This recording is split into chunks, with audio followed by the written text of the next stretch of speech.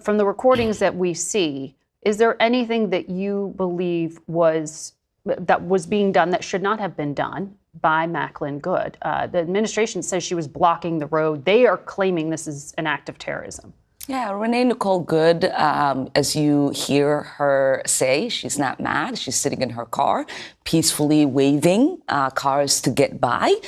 This agent, as you see, gets out of his car, automatically starts running towards her, trying to open her door. She feels scared. She tries to turn the wheel away. And then you see the other officer, who can clearly see the car is moving, move towards the front of the car, which, if they are saying that he has 10 years on service and is trained, he should know that you shouldn't be trying to get in front of a moving car. And so it is not acceptable for Kristi Noem and the president and the vice president to make these kind of judgments without there being a full investigation, even though we can see in the videos that have been produced so far that what they are describing is really not what is taking place. So Ilhan Omar here failed to mention in her response that Renee Good ignored a federal officer's orders on 3 separate occasions when she was asked to step out of her vehicle.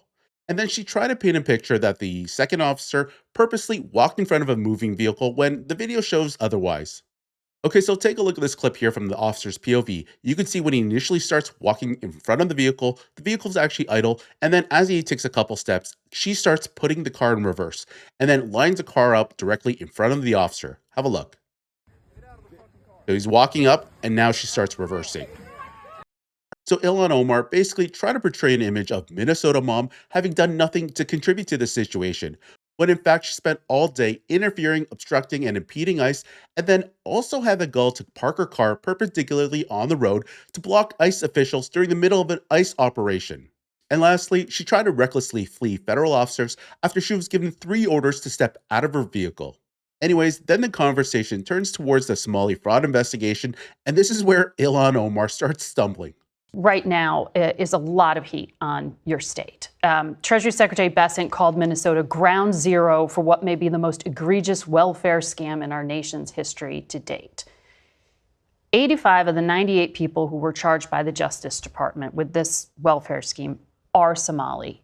And you know this. The Treasury Secretary is probing whether any of the money was somehow funneled outside the country. He actually issued new standards. He's going to make it make someone disclose if they receive public assistance when they try to wire money out of the country, and he's lowered the bar for suspicious activity. What is the practical impact of doing that in the community? It's just creating fear. What they are doing is creating confusion, chaos, trying to intimidate people from being able to exercise their regular, normal activities that they would. Because the administration and many conservative allies of the administration argue that this is still ongoing. There was that conservative influencer who went out and posted this video that went viral, alleging that daycare facilities were pocketing public funds. Yeah, and as you know, he went hours where these businesses were not operating. Yep, CBS went out and did its own again investigation. creates the level of confusion and chaos that is not necessary in a moment when we are trying to deal with a serious problem that needs serious people to be able to address it. But do you think there was no recorded evidence of fraud according to the CBS investigation that was conducted? But Governor Walz did choose to not run for re-election. He dropped out of the race because of all of this. Because he wants to focus on defending our state and not defending a seat. Do you think there has been a sufficient level of accountability and ownership of the failure to have oversight here? Do you think this ends? That is what we want. We want. Okay, so this narrative the Democrats are pushing that the operating hours of the Equality Learning Center was from 2 p.m. to 10 p.m. was only done after Nick Shirley exposed the fraud going on. The place was actually registered from 6 a.m. to 7 p.m. They also had 90-plus violations, and that's why it was closed earlier in the year. Yet they still received over $2 million from the state of Minnesota. So only after Nick Shirley exposed the fraud going on, that's when they decided to change their sign to Quality Learning Center and invited a bunch of kids and the media to portray themselves as a legitimate business. There is no justification for this search. We know that ICE has the ability to conduct raids. Yeah. There is no reason to have over 2,000 people coming in to our city and creating the level of terror that they have created. Well, the administration argues that they have to do it because the state failed to, right?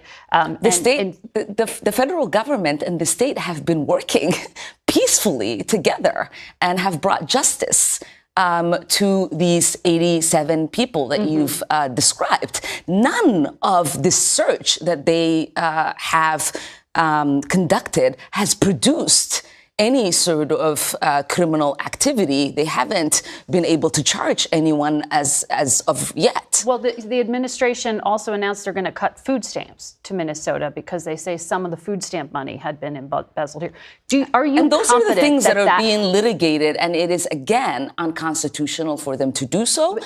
Are you confident that the fraud that has been discovered is no longer being conducted now? Is there any justification for saying this food stamp money is somehow being misused? Yeah, there are ways to investigate fraud, which we have been doing in Minnesota, which the federal government has been doing under the Biden administration. There is no reason for them to use this level of rhetoric. There is no reason for them to fully stop funding these programs.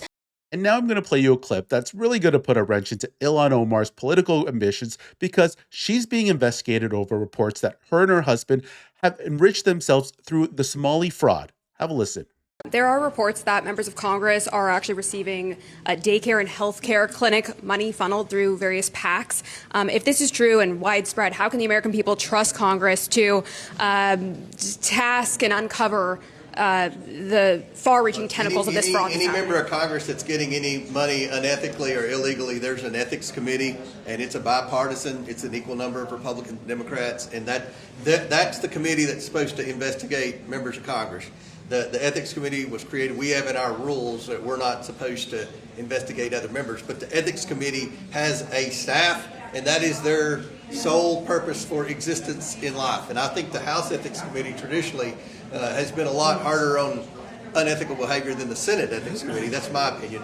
But anybody that has information on a member of Congress, bring that to the Ethics Committee and they'll investigate it. And I don't care if they're Republican or Democrat. We need to hold them accountable. What about Ilhan Omar? Yeah, well, I mean, she's at the top of the suspect list in that, so we'll see. Thank you.